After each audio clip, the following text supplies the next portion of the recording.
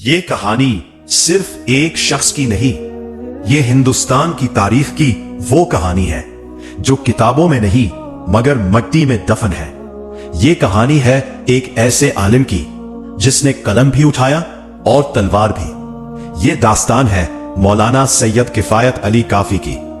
मौलाना काफी की पैदाइश उत्तर प्रदेश के जिला बजनौर में एक मुअज़्ज़ज़ सादात खानदान में हुई। बचपन ही से इल्म, वकार और गैरत इनकी शख्सियत में नमाया थी।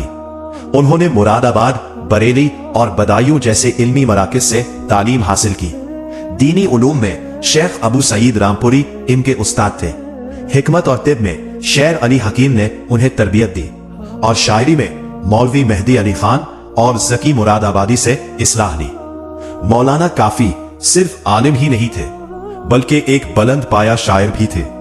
इनकी शायरी में दीन का दर्द भी था और वतन की तड़प भी। इनकी मशहूर तसानीफ में शामिल है दीवाने काफी, दीवाने तन्हा, कमालात अजीजी और नसीम जन्नत। जब अंग्रेज हुकूमत हिंदुस्तान पर जुल्म के पहाड़ तोड़ रही थी, हर तरफ अंग्रेज लूटपाट कर रहा था, गरीबों पर जुल्म कर रहा था, तो मौलाना काफी खामोश रहने वालों में से नहीं थे। जैसे जैसे बरतानवी हुकूमत हिंदुस्तान पर जुल्म और जबर के पहाड़ तोड़ रही थी, मौलाना काफी के दिल में आजादी की आग और भड़कती गई। जब 1857 का पहला जंग आजादी शुरू हुआ तो मौलाना काफी खामोश तमाशाई बनकर ना बैठे बल्कि मैदान अमल में कूद पड़े। मुरादाबाद की जामे मस्जिद की दीवारों पर तहरीर किया गया उनका फतवाए जिहाद मुसलमानों के लिए अंग्रेज जालिमों के खिलाफ एक खुला ऐलान बगावत था। यह फतवा सिर्फ एक तहरीर नहीं था बल्कि गुलामी की जंजीरों को तोड़ देने की सदा थी। मौलाना काफी ने जनरल बख्त खान रोहेला की क़यादत में इनकलाबी लश्कर का हिस्सा बनकर दिल्ली, बरेली और इलाहाबाद तक अंग्रेजों के खिलाफ मारके लड़े।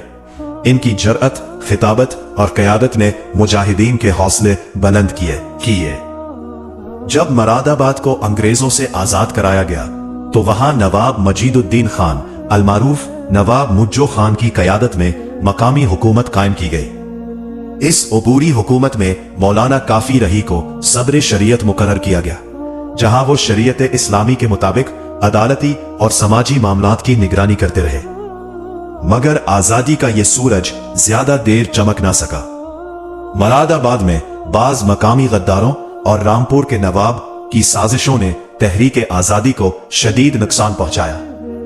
भला फिर अंग्रेजों ने दोबारा मुरादाबाद पर कब्जा कर लिया। 30 अप्रैल 1858 को एक बदनाम मुखबिर फखरुद्दीन तलाल की मखबरी पर मौलाना काफी रही को गिरफ्तार कर लिया गया।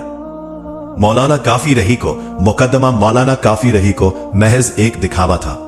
अदालत का फैसला पहले से तय था। उन्हें शदीद अजियतें दी गईं, लालच दी गई कि अगर अंग्रेजों की वफादारी कबूल कर ले तो जान बख्शी हो सकती है। मगर इस मर्दे मुजाहिद ने दीन, वतन और जमीर का सौदा करने से साफ इनकार कर दिया।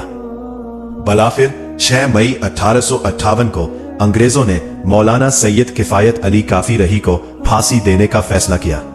जब उनका फांसी का टाइम आया तो उनसे पूछा गया, तुम्हें कुछ खाना पीना है या किसी से मिलना हो तो बताओ, तुम्हारा अच्छा परा किया जाएगा। हजरत किफायत अली ने कहा, हमें एक कलम और पेपर चाहिए, हमें नात लिखनी है। तो अंग्रेज ने सोचा, ये कैसा इंसान है? इंसान को जब फांसी दिया जाता है तो वो किसी से मिलना चाहता है या कुछ खाना पीना चाहता है, पर ये तो कलम और पेपर मांग रहा। लेकिन उन अंग्रेजों को क्या पता कि आशिक़ रसूल है। जब उनको कलम और पेपर दिया गया तो उन्होंने एक ऐसा नात लिख दिया जो अब तक लोगों के दिलों में बसा हुआ है। ये नात है, कोई गुल बाकी रहेगा न चमन रह जाएगा, पर रसूलुल्लाह का दीने हसन रह जाएगा। सब फना हो जाएंगे काफी वो, लेकिन हश्र तक नाम हजरत का जुबानों पर चलन रहे। जब अंग्रेज ये नात सुना तो अंग्रेज ने कहा, यह बहुत आशिक़ रसूल बन रहा है, इसको इतनी आसान सजा नहीं मिलनी चाहिए। उस जमाने में कपड़ा प्रेस करने के लिए स्त्री को कोयला पर गर्म किया जाता था और फिर उससे कपड़ा प्रेस किया जाता था। फिर स्त्री गर्म करके उनके पीठ पर चलाया गया। जब उनके पीठ पर स्त्री चली तो उनके सामने हमारे आका मोहम्मद रसूलुल्लाह सल्लल्लाहु ताला अलैहि वसल्लम का दीदार हुआ। फिर उन्होंने झूम कर कहा, मेरे आका, अगर आपके दीदार के लिए मुझे इस हाल में आना पड़े, था तो मैं बहुत पहले आ चुका होता है, लेकिन मुझे पता नहीं था। और फिर हुजूर के दीदार करते हुए उनका रूह परवास कर गया। मैदान में मौजूद लोग आहिस्ता आहिस्ता वापस लौटने लगे, मगर उनके दिल वहीं रह गए थे। कुछ समझ गए थे, कुछ को समझने में वक्त लगना था। सालों बाद वही नाम जो मिटाने की कोशिश की गई थी, किताबों में लिखा जाने लगा। वही नजरिया तहरीक बन गया।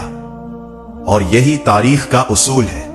सच को वक्ती तौर पर दबाया जा सकता है, मगर खत्म नहीं किया जा सकता।